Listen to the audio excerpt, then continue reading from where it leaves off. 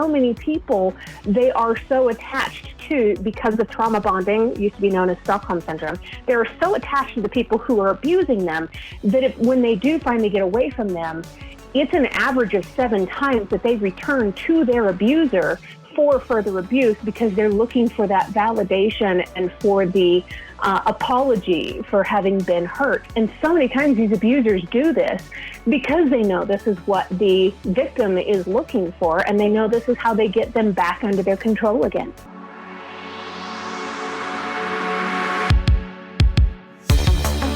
Welcome to OTR, Over the Rainbow, Achieving Mental Health for Real.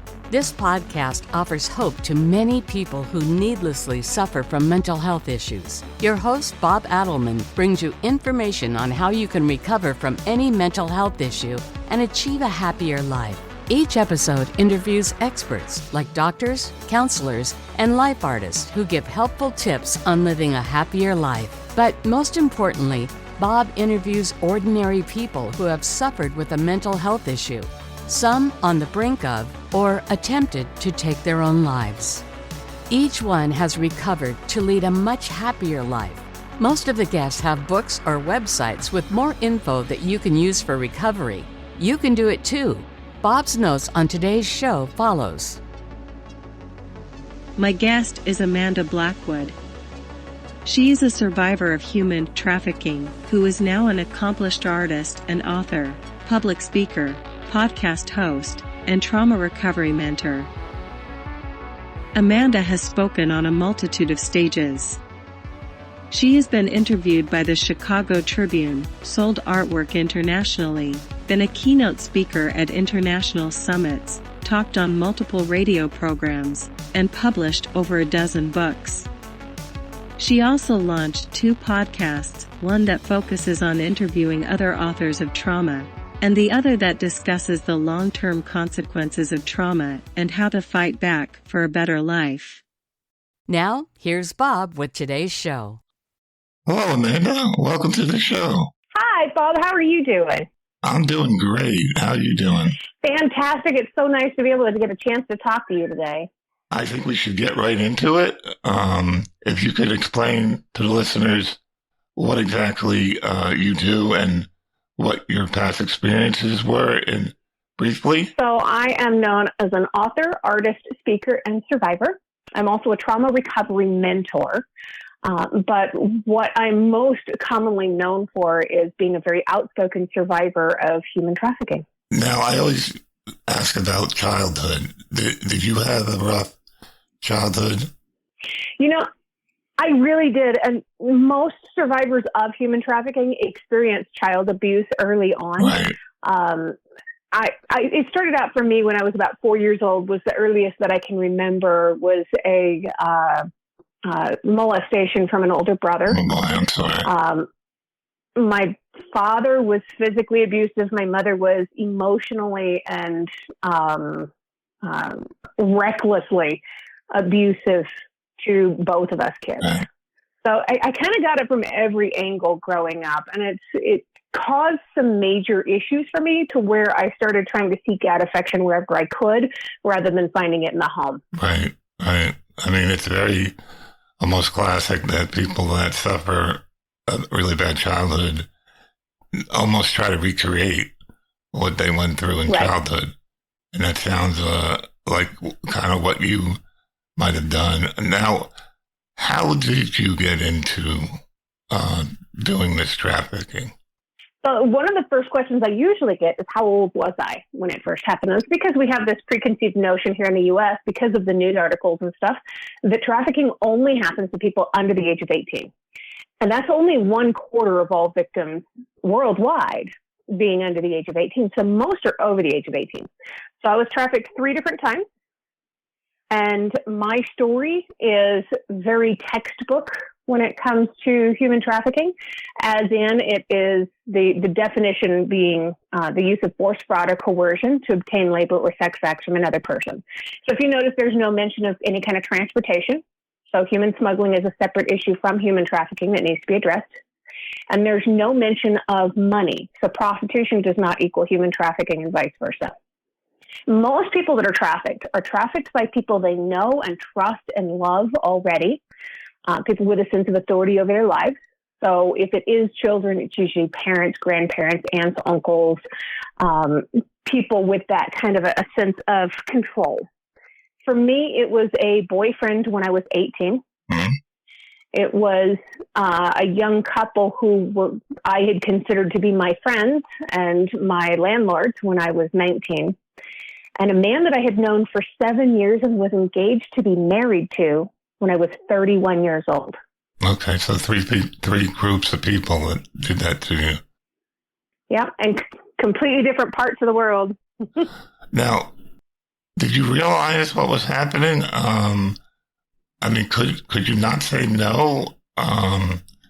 Could you not run away? I mean, I need to kind of understand exactly what leads into that. Why you actually, I don't want to say went along with it, but didn't protest, or maybe you did.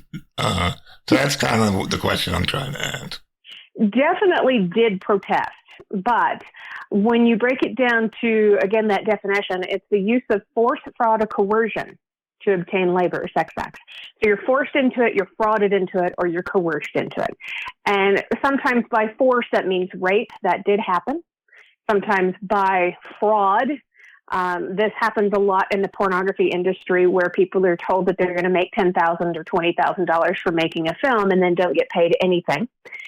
That is considered human trafficking. And then there's coercion. Coercion is probably the most common tactic that was used on me. Do this or XYZ is going to happen. You're not going to eat. Your family is going to be killed. You are going to be killed. Wow. Do this or we will shoot you up with drugs. Do this and you can have your identification back. There's a lot of tactics that are used regularly. So just kind of getting into it a little bit with the last time I was trafficked, I was 31 years old. People ask me, how does this happen at 31 years old? Didn't you know better? If we put that in terms of somebody that has been raped 3 different times in their lives, we start to kind of see it a little bit differently. How could you let this happen to you a 3rd time? How could you allow yourself to be raped a 3rd time? Didn't you learn any better? It sounds a little off, right? It sounds like you're putting the blame back onto the victim. And that's very much the case with human trafficking survivors. So having grown up the way I did, being treated as a sex object as young as 4 years old, I grew up believing that that's what my body was for. And people were going to take that away from me, whether I allowed them to or not. Mm-hmm. I learned how to be, it was a survival tactic. I learned how to get along with it in that moment, just to get through that moment and try to get to the other side so that I could get out. Okay. This became very common for me. So in Scotland, when I was 31, this was 2011, it took him 7 years to convince me to move to Scotland to be with him. And within 7 days, he started trafficking me. He had my passport, my debit card, my ID card, and he was a police officer. I had nobody that I could turn to for help. Yeah, that was my next question is, why not call 911 and say, come get me? Well, and there's a huge list of reasons there too. Most of the time when somebody's being trafficked, if they call the police and ask for help, the police are more inclined to charge the person as being a sex worker, as being a prostitute, and giving them a rap sheet and taking them to jail and giving them an arrest record for the rest of their lives, rather than getting them away from the abuser. And the reason for that is because so many people, they are so attached to, because of trauma bonding, used to be known as Stockholm Syndrome, they're so attached to the people who are abusing them that when they do finally get away from them, it's an average of 7 times that they return to their abuser for further abuse, because they're looking for that validation and for the apology for having been hurt. And so many times these abusers do this because they know this is what the victim is looking for, and they know this is how they get them back under their control again. Wow, that's amazing. I mean, it's just a horrific crime. Did any of the people that abused you get punished? No. I did not report the first one because he had ties to organized crime and I was on the run for my life. I did not report the second one because that couple, at the time I ended up homeless afterward, and the police that I went to immediately following the event didn't believe me. They thought that it sounded too sensational to be real. And the third one, the police officer, I did report him, and I went back and forth, and I had this huge conversation with his oversight, with his bosses and stuff in Scotland, telling them about what had happened. They claim they did an investigation, but in the end, a couple of months after the reports were filed, I received a letter from them in the mail saying that they saw no evidence of actual abuse in spite of everything that I had told them. That's terrible. So how did you finally break out of that syndrome? Through a lot of studies of psychology on my own, and then through therapy and help. In 2019, so in 2011 is when I got away from the last event of human trafficking. While I was being trafficked, he was taking a bunch of photos and videos of me in those situations, being raped, being molested, in compromising positions. And clearly you could see who I was in every one of the photos. And in 2019, he put all of these photos and videos on a pornography website and made me famous to the point where I was being recognized in grocery stores. And it shattered my world. And I found out at that point that more than 85% of all pornography is created using victims of human trafficking. It broke me into a million pieces. I reached out to an anti-trafficking organization out here in Colorado.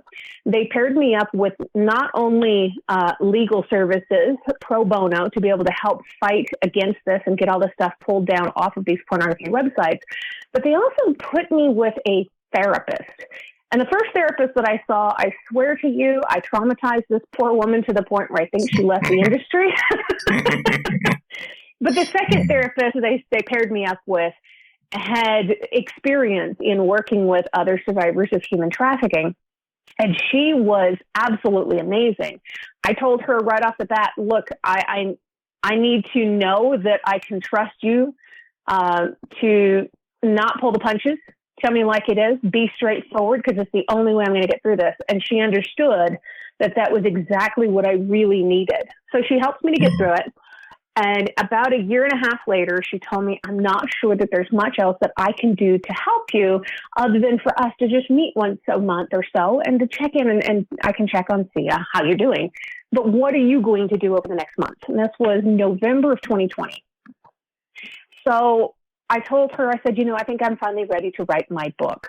And I had already written several books at that point, but I had never written the book on my experiences as a survivor.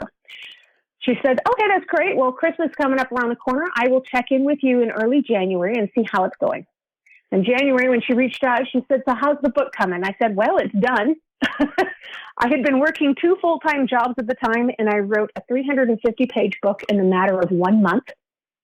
And she said, well, now what are you going to do? And I said, I don't know. And she said, well, there's something else that I know of that's hugely helpful for processing trauma and to get you through all of this stuff. And I'd like you to try it. I said, well, what is that? She said, I want you to try painting. I said, Amy, I don't know how to paint. I've never painted a day in my life other than doing watercolors and finger paints when I was a kid. And that's exactly what it's going to look like if I try to paint now. And she said, it doesn't matter. It does not matter what your artwork looks like, as long as you have the ability to be creative and to get all of that stuff out of your system, out of your brain and down on paper, and you can throw it away, you can burn it, you can sell it, whatever you want to do with it. And within 2 months, I had sold my first work of art. Within 4 months, I had art hanging in other cities around the world. I have a piece now that's hanging in a home for human trafficking survivors in Chicago, Illinois. And it's become this lifeline for me to still have a creative outlet to get rid of anything that I might still be harboring inside for all the negativity that I've ever lived through. did you always have ability to paint? Because I know if I tried to paint, forget about it. It'll come out like spaghetti. I never knew that I had the ability to paint. I could draw as a child, but I was never able to paint. I was terrible with paints. Except for a paint by number. I could do those pretty proficiently, but who can't, right? It was a surprise to me to be able to paint. And my stuff turned out better than I possibly could have imagined. I surprised myself with what I was able to do. Okay, so you're saying that get involved with something that's something that you really enjoy. Like for anyone else that is in this situation, what advice would you give them, according to what you did? Let's say they can't paint, for example. Right. Yeah. Find something creative. Find a creative outlet of some sort. So many years ago, I was a volunteer art teacher for first and third grades in an 8th grade special needs class. And it was probably some of the most rewarding work I've ever done in my life. I never got paid a penny for it, but I absolutely loved working with the kids. And the 8th grade taught me more than I could possibly imagine, because at that point, at that age, you believe that you're set in your ways and you can't learn anything new. And if you don't have an artistic ability that you have found yet, then you're never going to have one. But I had to teach them that there is art in everything, all the way down to the way numbers align on a sheet of paper if you're really good at math. You can create incredible worlds and just get this stuff out of your system. So on June 1st, I released my first ever cookbook. It's book number 13 for me, but my first cookbook.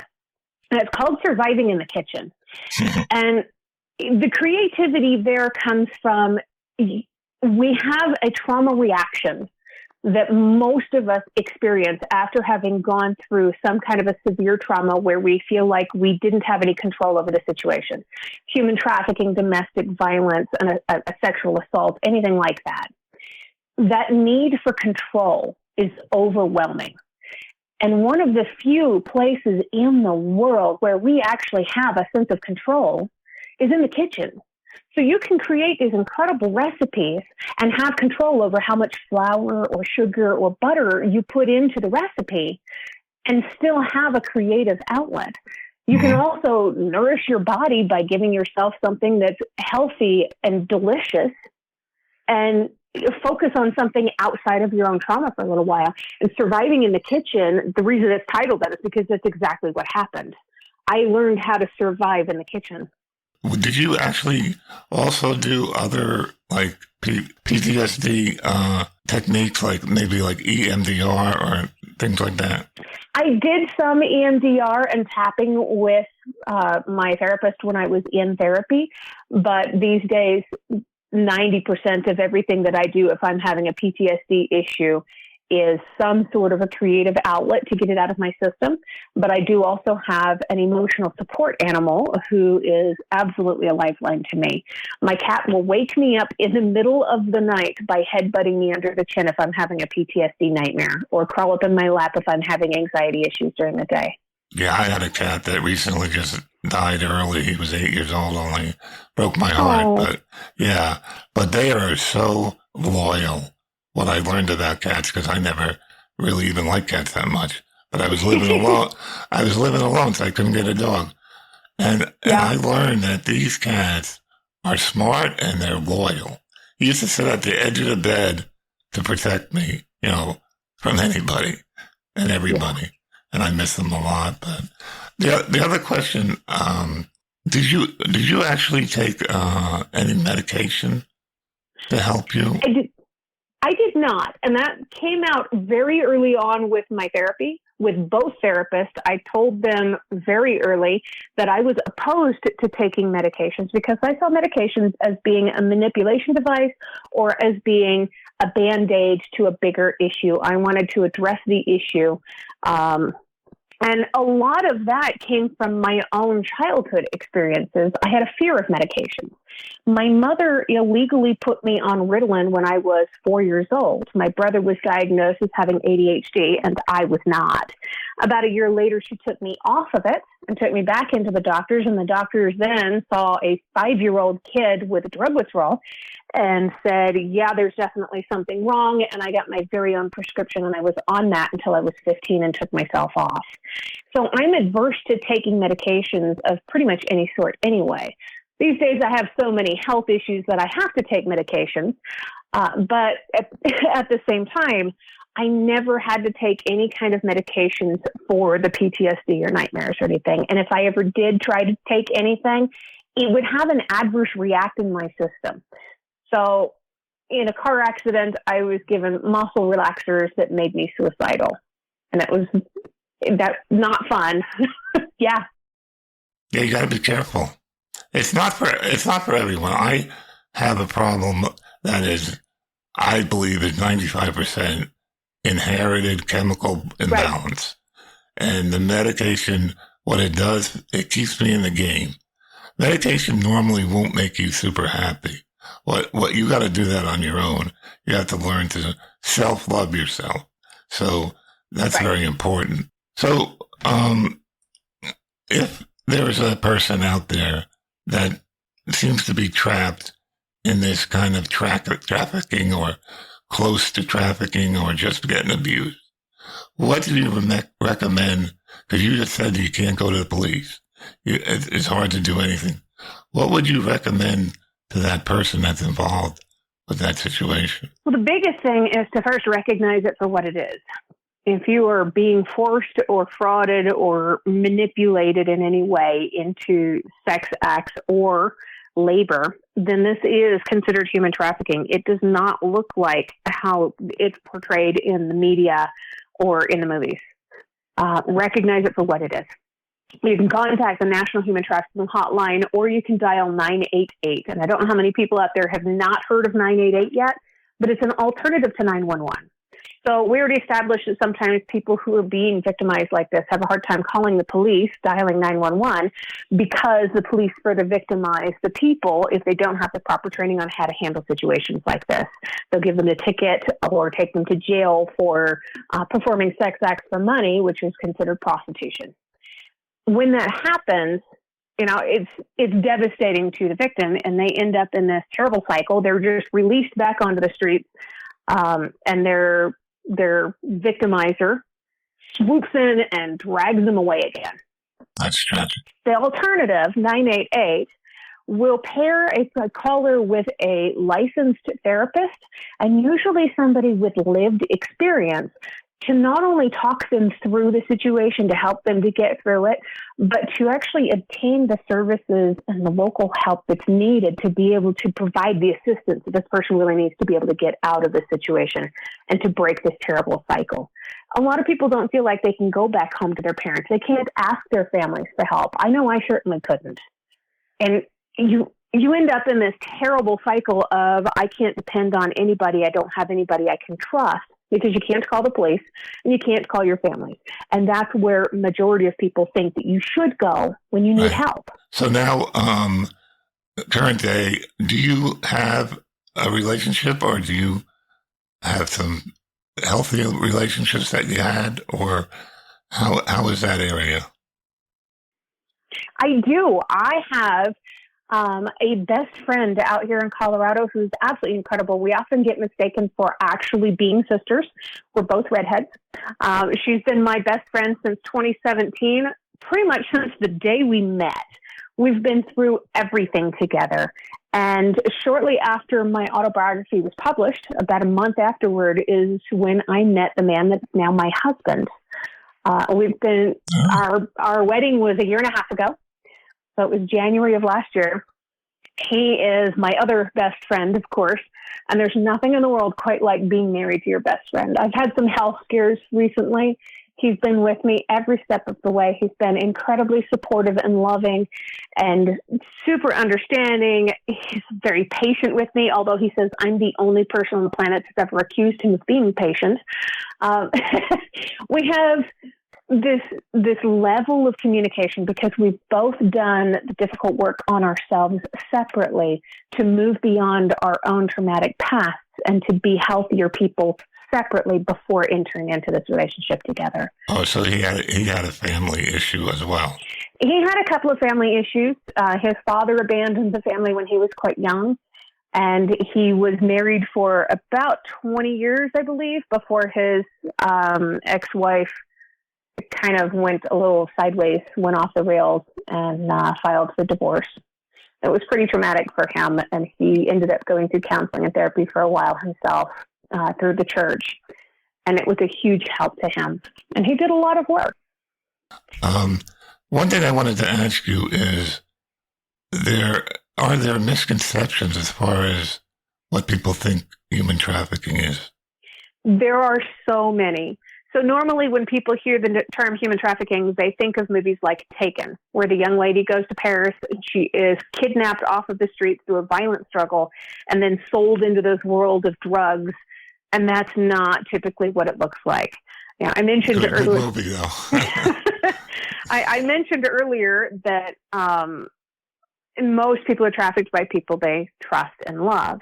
The cases of people being kidnapped off of the streets is only about 15% of all cases. Of the kidnappings, there are very, very, very few that go through a violent struggle like that because they have to have that person. Because there's going to be somebody else who's going to be on the streets or homeless or much easier to manipulate than somebody who's had a healthy relationship with their family and is just on vacation. It's incredibly rare to have that be the scenario, and yet that's how everyone perceives human trafficking to look like. So that means that victims of human trafficking, like myself, don't realize that we're victims of human trafficking because it doesn't look like how it is portrayed. It's the same thing when you see these prostitution busts in the news. You know, human trafficking sting operation arrests 167 people. When you see headlines like that in the news, you have to ask who the 167 people are. It sounds great on the surface, but when you start digging in, it's a completely different story. Of the 167 people, the majority of those will be the prostitutes, who are the victims of the traffickers, and the Johns, who are there to purchase sex from the prostitutes. Not the people who are actually committing the terrible offense of forcing people into this world, not the pimps. So when you arrest a John, when you arrest the purchaser, that purchaser's fine is going to be about the equivalent as somebody who drives across the limit line, the white line, at a red light, and the police happen to give them a fine of about $80 to $120, depending on what state you're in. If that happened with, let's say 100 of the 167 arrests in this prostitution sting, they're going to go to jail. They're going to pay an $80 to $120 fine, and they're going to walk away without even having a court date.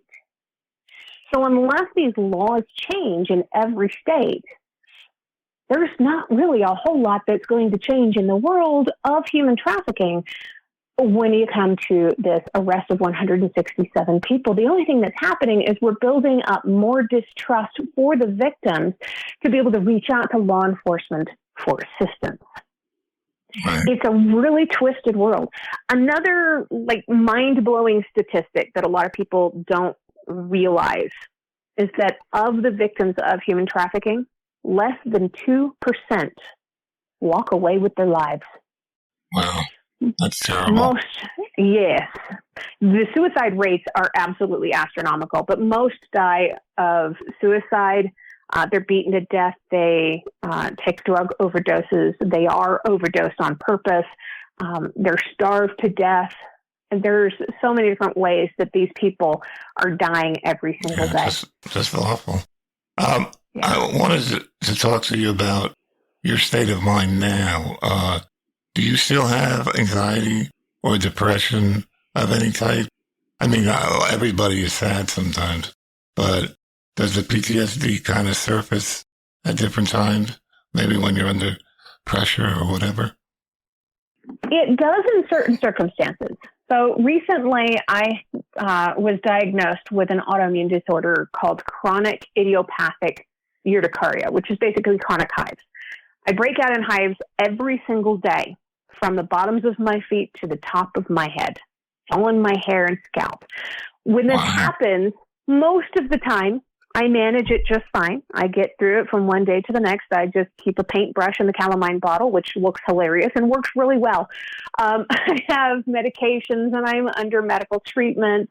And I've got all this stuff that I'm doing to try to fight back against it. But every now and then, it just gets to be a little bit too much. And I will reach over and I'll grab a hold of my husband and just put my head on his shoulder. And without any explanation, I start to cry. It's overwhelming, and it's a horrible thing to have to go through.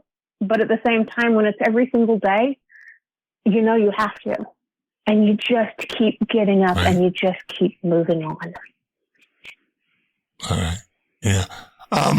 Before we go, tell us about the books that you wrote. I think there were, 12 or 13 books? Yeah, right? 13 now as of June 1st. So my top. So what are your favorite books? What's the latest book? My top seller. I've got two right now. One of them is Custom Justice, which is my autobiography as a survivor of human trafficking. That's the 350-page book that I wrote in December of 2020. The other top seller is called The Road We Left Behind, and it's based and inspired by my grandmother's true story.